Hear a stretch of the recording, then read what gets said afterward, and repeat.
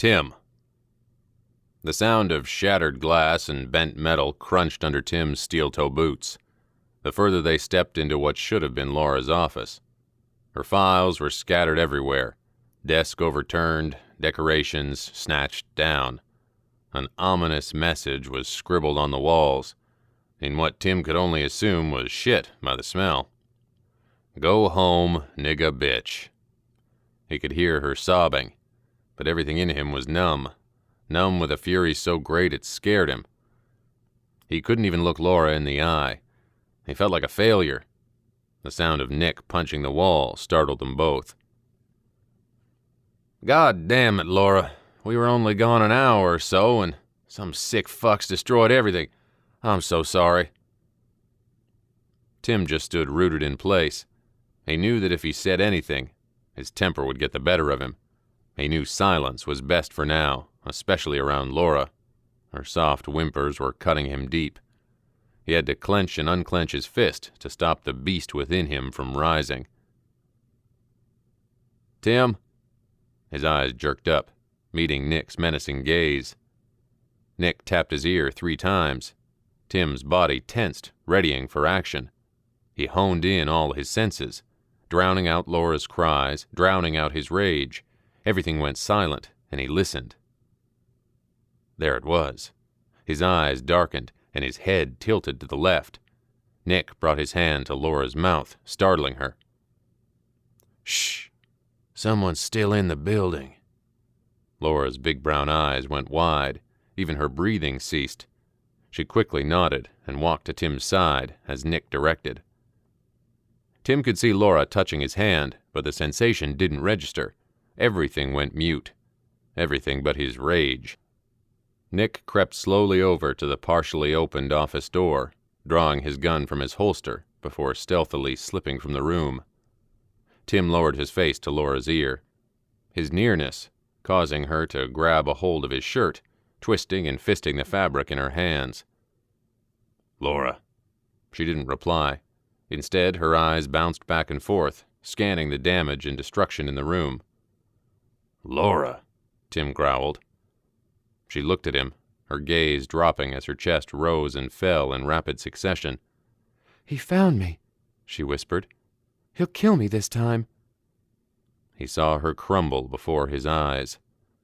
Anger like none he had ever known filled him. He could taste her fear and hear her pain. The Laura he knew was nothing but sunshine personified. Her laughter could light up a room. Yet, during the period of a lunch break, he was losing her. Look at me. Tim grabbed her by the scruff of her collar, wrenching her head up to meet his gaze. Look at me. His voice came out slow and commanding. Laura's eyes rose to meet his. He could see fear, but also her inner mind struggling to comprehend why he was so demanding. Before she could utter a word of resistance, Tim placed his thumb on her lips, smushing them firmly together. Her gaze darkened, anger bubbling just below the surface. That's it. That's what I wanted, Tim thought. Fight me. Redirect that anger. He pressed harder, firmly pushing his thumb into her lips. You will listen to me now? Laura tried to jerk her face away from his hand, but Tim refused to budge. He slowly snaked his other hand into her hair, grabbing a fistful and held firm. That was the last straw. Laura lashed out like a wounded animal, thrashing, slapping, and punching Tim's colossal frame. Her short arms could barely reach his pectorals, but she fought. She fought hard, silent tears spilling from her eyes as her nails dug into his hand, still silencing her cries. Tim watched her, his pulse thumping. He understood her pain, so he let her vent her anger on his body. His arms were bleeding. Scratches and deep gashes riddled his flesh. His shirt was torn, and Laura's hair was a mess of coils and tangles, tears and snot all over her breathtakingly beautiful face. Will you listen now? Tim asked her one last time.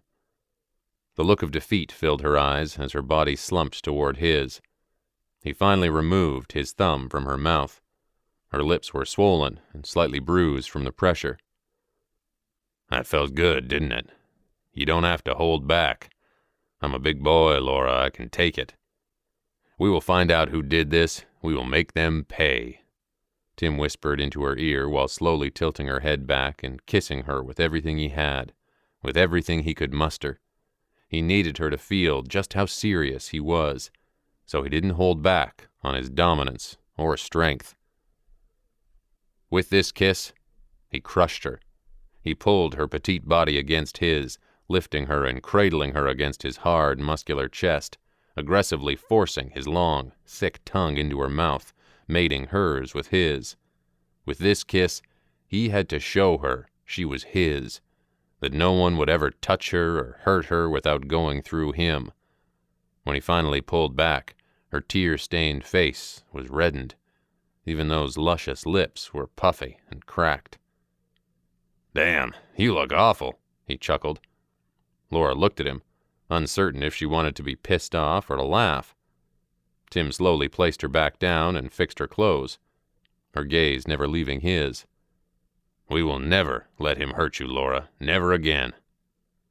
Tim kissed her one last time, and then dragged her behind him as they made their way around the office for her to look over the damage.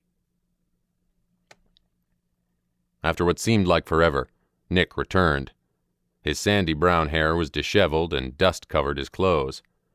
He looked her over, her appearance noticeably different from when he had left, but he ignored it. "Laura, Giovanni's outside, waiting to take you home." Laura looked a bit confused, her eyes darting from Nick to Tim for understanding. "You're not coming home with me?" she asked, her voice trembling a bit. Nick leaned down and kissed her forehead while pulling her further out of the room. "Little lady, we have to get this cleaned up. Giovanni will see you home. You understand?" Laura looked back at Tim. His burly figure leaned on the broken doorframe. He nodded his head, gesturing for her to go. With one last look at them both, she made her way down the stairs toward Giovanni's car. There was no need for words. The understanding between them was profound. Tim simply fell into stride behind his friend as Nick led him down the dark stairwell to the basement level of Laura's office complex. The janitor's only sign overhead cast an eerie red illumination over their faces as they entered the boiler room. The metal door creaked and moaned as Nick pulled it open. Tim flicked on the light switch hanging over his head, smiling at this sight in front of him. Nick walked over to the prone figure lying in the middle of the room, swiftly kicking the unconscious man in the head. The sound of bones breaking echoed throughout the basement-bricked chamber. The man began to scream incoherent Spanish and broken English as Nick kicked and kicked him over and over again. A slow smile crept over Tim's face as he watched Nick punish the prick that hurt Laura. He watched as blood, teeth, and pulp splattered onto the floor. With a heaving breath, Nick finally stilled, sweat dripping from his sandy brown curls. He pushed his hair back as his hooded eyes fell on Tim. Something about Nick losing himself was exhilarating. Watching his brother in arms become a beast made his chest tighten, a swell of pride swelling within him. A gurgled sound came from the bloodied mass at his feet. Elation overcame Tim as his eyes fell to his prey. He cracked his knuckles. It was his turn to exert his punishment.